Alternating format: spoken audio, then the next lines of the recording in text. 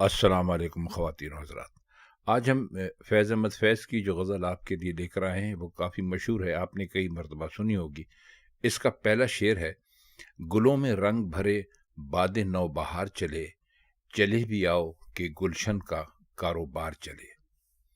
बाद कहते हैं हवा को, नौबहार कहते हैं बहार की हवा को या ताज़ा हवा को।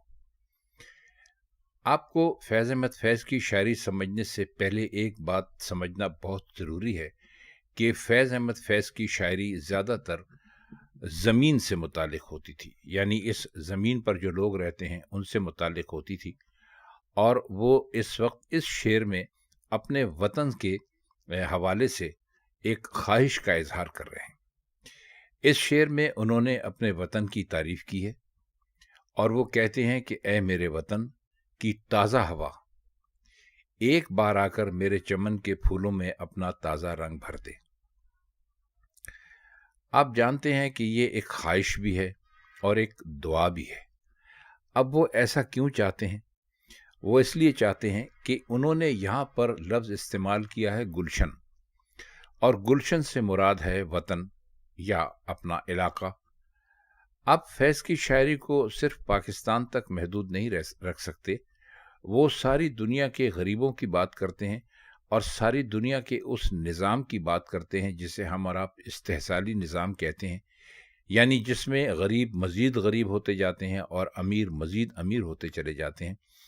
तो चूँकि उनके अपने वतन में भी यही सूरत हाल थी और आज तक है, इसलिए उन्होंने इस ख्वाहिश का इजहार अपने इस शेर में किया है कि वो कहते हैं कि जब तू आएगी ऐसी हवा चलेगी तो हमारे गुलशन में फूल खिलेंगे और हमारा गुलशन तरह तरह के फूलों से भर जाएगा और उसमें महक भी होगी।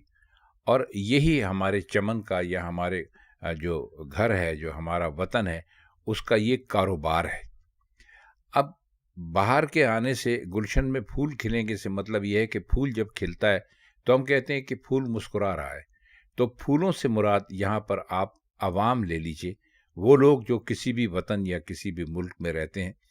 और गुलिस्तान रंग बिरंगा उस वक्त होगा जब उसमें लोगों को तरह तरह की ऐसी खुशियां मिलेंगी जैसे तरह तरह के फूल खिले हुए होते हैं।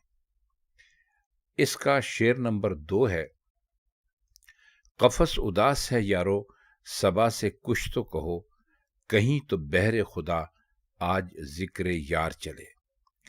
कफस से मुराद होती है पिंजरा और सबा फिर हवा ही कहते हैं। बहरे खुदा का मतलब है खुदा के लिए। इस शेर में भी वो यही कह रहे हैं कि मेरा दिल बहुत उदास है। यहाँ पर जो उन्होंने कफस उदास है कहा है, इसको आप दिल के मानों में लीजिए और वो दिल से ही मुखातिब हैं कि कहीं से मेरे दोस्त की खबर लाकर मुझे सुना दें ताकि मुझे ये मालूम हो जाए कि वो कैसा है और मेरी ये जो मायूसी और उदासी है ये ख़त्म हो जाए। मैं अपने दोस्त या अपने महबूब की खातिर बहुत ज़्यादा परेशान हूँ। तो इस शेर में भी आप यही देखिए कि इसको भी एक तरह से आप सियासी शेर ही कह सकते हैं।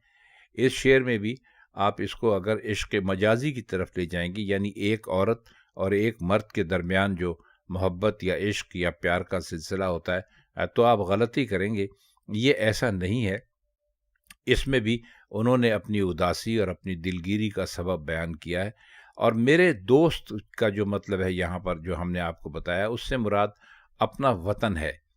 तो कहते ये हैं कि मुझे ये पता चल जाए कि मेरा वतन कैसा है।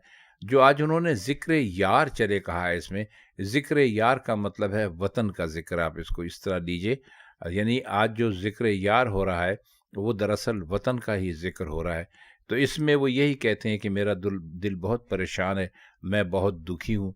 तो खुदा के लिए आज कोई मेरे वतन का तस्करा छेड़िए और मुझे ये बताइए कि मेरे वतन में जो लोग रहते हैं उनका क्या हाल है। शेर है, कभी तो सुबह तेरे कुंजे लब से हो आगाज, कभी तो शाम सरे काकुल से मुश्क बार चले।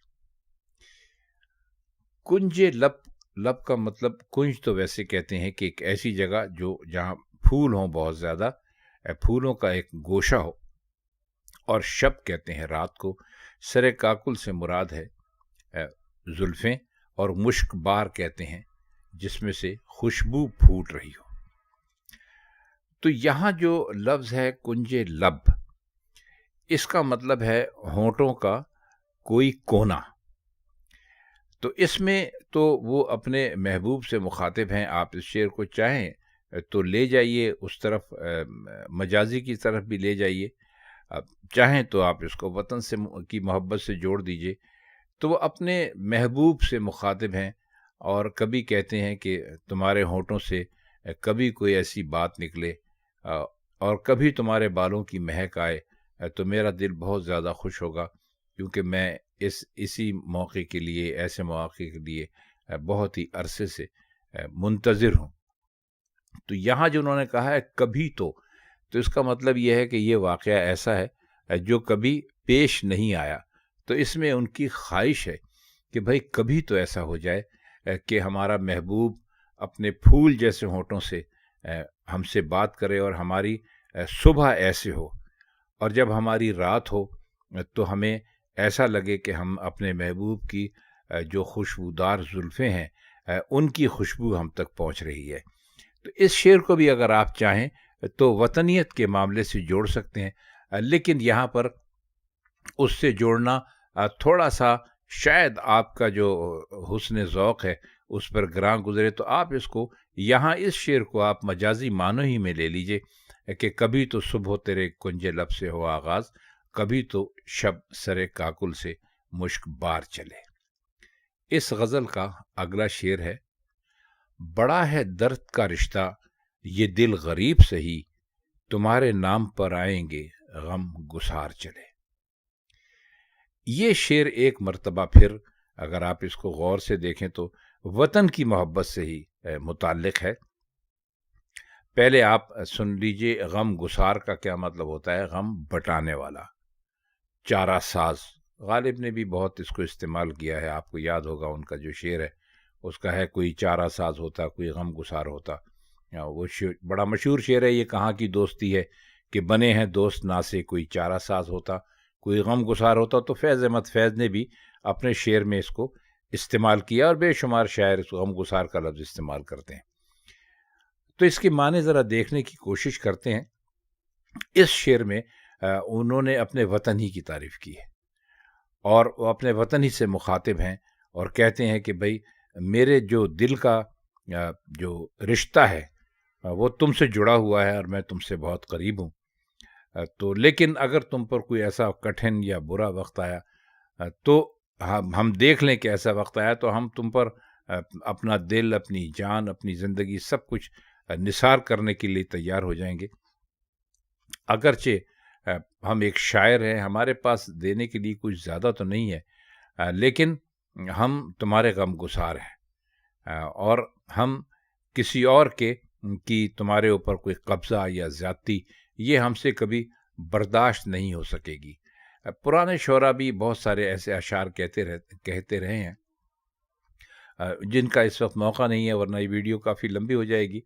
لیکن یہ بہرحال فیض احمد فیض نے اس شعر میں بھی اپنے وطن سے اپنی محبت کا جو ثبوت دیا ہے، اس میں وہ یہی کہتے ہیں کہ بھئی ہمارے پاس کچھ اور زیادہ تو ہے نہیں، ہمارا تم سے صرف یہ رشتہ غم گساری کا ہے.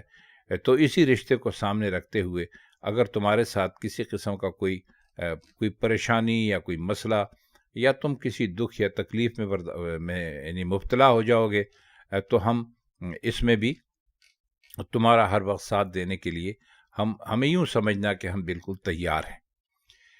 غزل میں جو اکثر اشعار ہیں اس میں آپ یہ دیکھیں گے کہ ان میں آپ کو وطن سے محبت کا جو ان کا سلوک یعنی ثبوت ہے وہ انہوں نے بہت زیادہ دینے کی کوشش کی ہے، بلکہ دی ہے، آپ کے سامنے ہی ہے. اس کا شعر ہے: جو ہم پہ گزری سو گزری مگر شب ہجراں، ہمارے عشق تیری عاقبت سنوار چلے. شب ہجراں کہتے ہیں جدائی کی رات کو، فرقت کی رات کو، وہ رات جو کہ اپنے محبوب سے دور گزرے.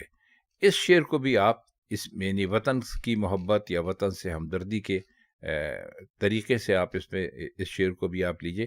دیکھیے بات یہ ہے کہ فیض احمد فیض کو 50 کی دہائی میں اور 60-70 کی دہائی میں، بلکہ 60 اور 50 کی دہائی میں بہت مرتبہ جیل بھیجا گیا. وہ کافی جیل میں رہے. اس وقت کے جو حکمران تھے ان کی سمجھ میں ان کی باتیں نہیں آتی تھیں، جبکہ وہ پاکستان کی ریاست کے خلاف نہیں تھے، وہ دنیا میں کسی بھی ریاست کے خلاف نہیں تھے. وہ صرف لوگوں کو یہ بتانے کی کوشش کرتے تھے کہ حالات کیسے تبدیل ہونے ہیں. تو وہ غریبوں کی بات کرتے تھے. آپ ان کی بہت سا ایسی غزلیں اور نظمیں ہیں جو آپ پڑھیں، ان کے کلام میں بھرا پڑا ہے.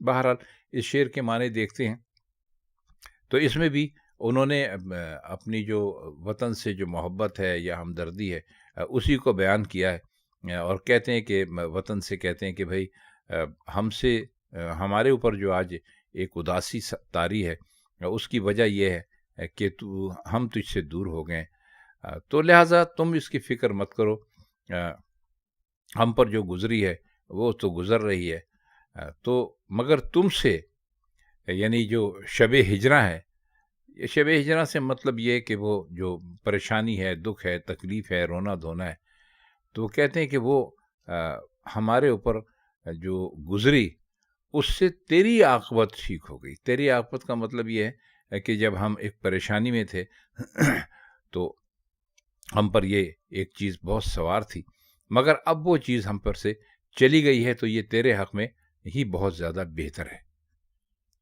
شعر اس کا دیکھیے: حضور یار ہوئی دفتر جنوں کی طلب، گراہ میں لے کے گریباں کا تار تار چلے.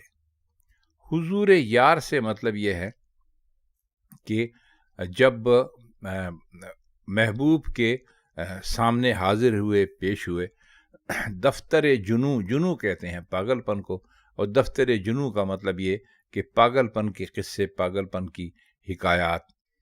تو گراہ کہتے ہیں گانٹھ کو، اور گریبان آپ جانتے ہیں کسے کہتے ہیں. تو اس میں وہ یہ کہتے ہیں کہ جب بھی اپنے وطن کی بات کرنے کے لیے میرا جو جنوں تھا، جب اس کی باری آئی تو اس سے مجھے ہمیشہ بہت عزت افزائی حاصل ہوئی. کیسے؟ اس لیے کہ اپنے وطن کی اگر ہم محبت میں روئے، محبت میں تڑپے، تو یہ ہمارے لیے بہت عزت کی بات ہے.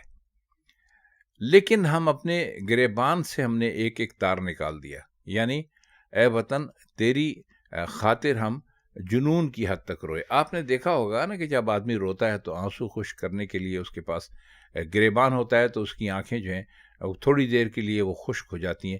تو وہ کہتے ہیں کہ ہم تو ایسے روئے کہ ہم نے اپنا گریبان جو تھا اس کو ہی سرے سے ختم کر دیا کہ ہمارے آنسو پوچھنے کا کوئی ذریعہ اور کوئی وسیلہ نہ ہو، اور ہم لگاتار روتے رہے. آخری شعر ہے: مقام فیض کوئی راہ میں جچا ہی نہیں، جو کوئے یار سے نکلے تو سوئے دار چلے. اس شعر میں انہوں نے یہ کہا ہے، اور وطن سے ہی مخاطب ہے، کہ بھائی تمہاری جو عزت ہے، حرمت ہے اور لاج ہے، اس کے لیے ہم نکلے ہیں، اس کو رکھنے کے لیے. اور جس کسی نے بھی ایسی کوشش کی ہے اس کو پھانسی کے پھندے تک پہنچا دیا گیا. تو کہتے ہیں کہ کوئی ایسا ظلم تو ہے ہی نہیں جو تیری محبت میں جو لوگ ہیں ان کے اوپر نہ کیا گیا ہو. تو کہتے ہیں ہم تو صرف 2 چیزوں پر یقین رکھتے تھے، کہ یا تو ہمارا یار ہو، اور اگر ہمارا یار ہمیں نہیں ملتا تو ہم سوئے دار کا مطلب ہے وہ جگہ، دار کہتے ہیں پھانسی کو، سوئے دار یعنی پھانسی کی طرف چلے، پھانسی کے پھندے کی طرف چلے. تو کہتے ہیں ہم تو اس قسم کے جنونی لوگ ہیں کہ ہمیں اپنے راستے میں، اپنی منزل کے اور اپنے درمیان ہمیں کوئی راستہ جو تھا وہ اچھا لگا ہی نہیں. 2 راستے ہمیں اچھے لگے، ایک وہ راستہ جو ہمارے محبوب کی گلی کو جاتا تھا، اور دوسرا وہ راستہ جو پھانسی گھر کی طرف جاتا تھا. تو خواتین حضرات، یہ فیض احمد فیض کی غزل کے مشکل الفاظ کے معنی اور شعروں کا مطلب تھا. اگر غزل آپ کی سمجھ میں آ گئی ہوگی تو ہمیں بہت خوشی ہوگی. اب ہم چاہتے ہیں آپ سے اجازت. خدا حافظ.